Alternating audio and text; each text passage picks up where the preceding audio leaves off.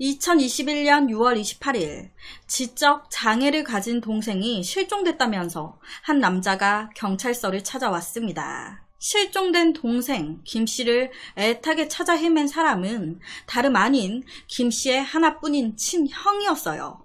이 형은 폭우가 쏟아지던 27일 오후에 동생이 영화관에 다녀오겠다면서 아버지의 자전거를 타고 집을 나갔는데 하루가 지나도 연락도 안 되고 집에도 안 들어오고 있다는 거예요. 그렇게 경찰과 새벽 늦도록 동생 김 씨의 행방을 찾아 헤맸던 형. 하지만 다음날 서울에서 영화를 보고 오겠다던 이 동생 김 씨는 경기도 구리시의 한강 하천에서 시신으로 발견됐습니다. 그리고 시신을 본 경찰은 뭔가 직감했어요.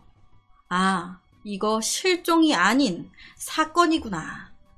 김 씨의 시신이 발견된 후 한 남자가 강력한 용의자로 경찰에 체포가 됐습니다. 그 남자는 바로 동생 김 씨를 그 누구보다 애타게 찾아 헤맸던 형이었어요. 경찰이 이 형을 의심한 이유가 실종 신고할 때 했던 말과 CCTV에 찍혀 있는 사실이 다른 거예요. 뭐야, 이 형 왜 거짓말을 했지? 그는 어쩌다가 동생을 살해한 뒤 실종 사건으로 위장했다는 의심을 받게 된 걸까? 이 형은 맨 처음 실종 신고를 할 때 동생이 27일 낮 3시쯤에 나가서 거의 12시간 가까이 연락이 안 되고 있다라고 얘기했어요. 12시간 정도 안 됐다 그러면 3시부터 12시간, 28일까지 연락이 안 됐다는 거거든요. 그런데 경찰이 확인해 보니까 27일 3시부터 연락이 끊겨졌다라고 했는데 27일 저녁에 둘이 같이 있는 게 포착이 된 거예요.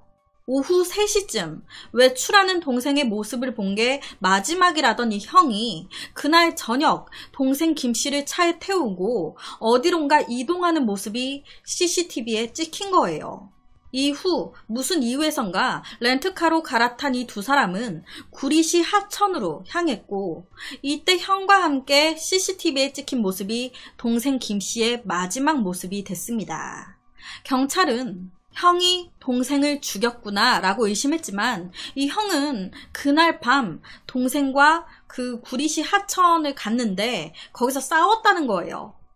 그날 밤 동생과 다툰 뒤에 혼자 집에 왔다고, 살인 안 했다고 주장했습니다.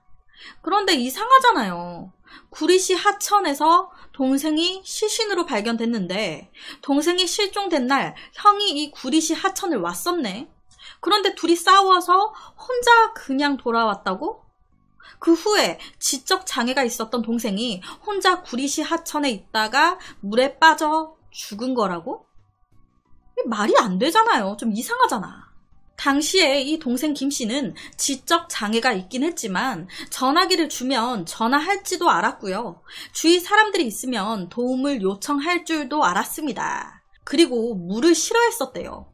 절대 스스로 물에 들어갔을 리는 없다라고 주위 사람들이 다 하나같이 얘기했습니다. 동생 김 씨의 마지막 날 함께 있었던 사람은 바로 형입니다. 정말 이 형은 아무런 죄가 없는 걸까요? 사실 오늘 사건을 이야기하는 저나 이 사건을 들으시는 모든 분들 형이 죽였네 라고 생각하실 거예요.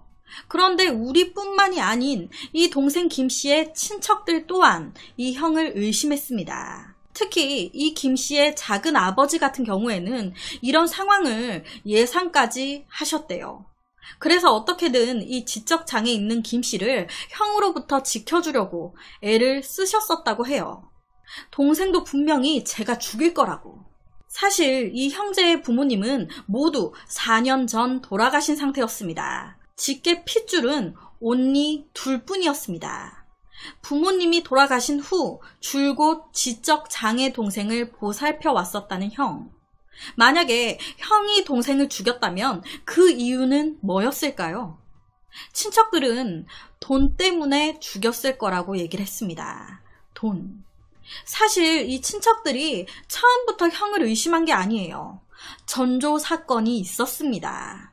바로 4년 전에 돌아가신 이 형제의 부모님. 너무 이상하게 두 분 다 돌아가신 거예요. 이 아버지 같은 경우에는 생일 파티를 했는데 기분이 너무 좋으니까 이때 아버지가 소주를 한 3-4잔 정도 마셨다는 거예요. 그런데 갑자기 거품을 물고 쓰러지셨대요. 그리고 사망하신 거예요. 또한 어머니는 바로 다음날 스스로 목숨을 끊은 듯한 모습으로 집 화장실에서 발견됐습니다. 그러니까 부모님이 연달아서 하루하루 돌아가신 거예요. 뭐 우울증이 있었다거나 이런 것도 전혀 없었고 아무런 문제가 없었던 사람들인데, 당시 부모님은 명동에서 식당을 하시면서 엄청난 돈을 버셨습니다. 재산이요, 몇십억이 있으셨대요. 몇십억. 둘째 자녀가 지적 장애가 있었다 보니 부모인 우리가 죽고 나면 누가 돌봐주겠냐.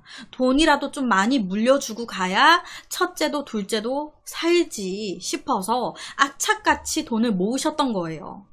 그렇게 명동에서 열심히 식당 하시면서 재산을 불려가다가 이제 나이도 있고 힘드시니까 그 가게를 처분하신 거예요.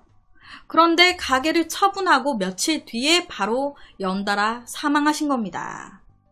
이 부모님 전혀 뭐 암이라든지 지병 없으셨대요. 엄청 건강하셨대요. 그런데 갑자기 다 돌아가신 거예요. 이 친척들 입장에서는 처음에 이제 아버지가 돌아가셨을 때는 뭐 그럴 수 있겠다, 사람 일은 모르는 거니까 라고 생각을 했어요. 그런데 바로 다음날 어머니까지 이렇게 돌아가시니까 이상하잖아요. 그래서 작은 아버지가 이때 부검을 하자라고 얘기를 하셨었대요. 그런데 이때 이 큰아들이 막아선 거예요. 부검은 절대 안 된다고. 그래서 부검조차 이루어지지 않은 채 두 분 다 장례까지 치러졌습니다. 그리고 이때부터 친척들이 의심을 하기 시작한 거예요. 아무래도 자기 아빠 엄마를 이 큰아들이 죽인 것 같다고. 친척들이 자기를 의심하니까 자연스레 친척과 큰아들의 사이는 안 좋아졌습니다. 이 작은 아버지는 걱정이 되시는 거예요. 부모의 죽음도 석연치 않은데 부모의 죽음으로 상당히 많은 재산을 자식들이 물려받았단 말이에요. 그런데 동생이 지적 장애로 뭘 모르다 보니까 형이 동생의 재산까지 다 뺏어갈 것 같아. 이 작은 아버지는 동생 김씨를 지켜주기 위해서 엄청 노력을 하셨습니다. 동생 김씨를 우리가 보살피겠다. 지적 장애 김씨를 작은 아버지가 돌볼게. 하지만 이 형, 극구 그건 안 된다고 막아선 거예요. 접근 금지 신청을 하고요. 김씨 핸드폰 번호까지 바꿔버리고 작은 아버지부터 친척들 번호를 다 차단시켜버렸대요. 이 작은 아버지는 동생 재산까지 다 뺏어갈 게 눈에 보이니까 김씨의 성견 후견인 신청까지 하셨습니다. 하지만 이때 이미 1순위 보호자가 이제 형이 돼버린 상태였던 거예요. 그래서 뭐 어떻게 안 되는 거죠. 형은 친척들의 생각대로 부모님이 돌아가신 후 모든 유산을 자기 앞으로 돌렸습니다. 이에 친척들은 동생의 유산을 챙겨주기 위해서 싸우기 시작했어요. 하지만 쉽진 않았습니다.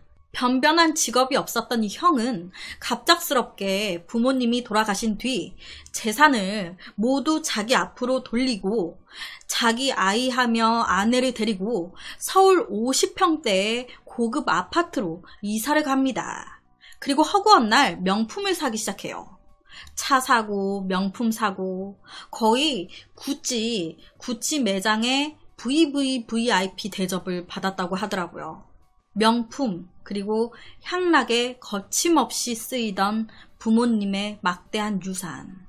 이런 형의 행동에 작은 아버지는 기가 차니까 다시 한번 나섰습니다. 작은 아버지께서 큰 조카 이제 형한테 유산 2분의 1을 동생 김씨한테 떼어주라고 변호사를 사서 이의 신청을 하신 거예요.